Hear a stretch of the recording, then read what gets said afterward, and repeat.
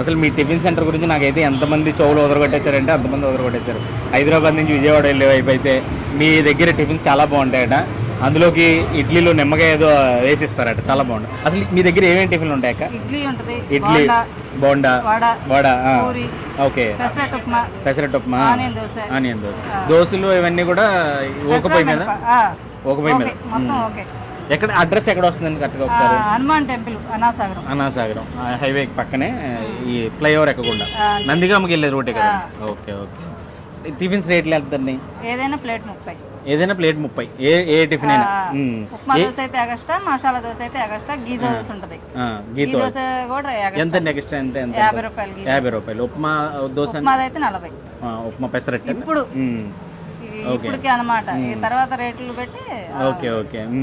ఎంతకాలం అయిందక్క మీది tiffin centre? 10 సంవత్సరాల నుంచి. చిన్న బండి మీద పెట్టినట్టు.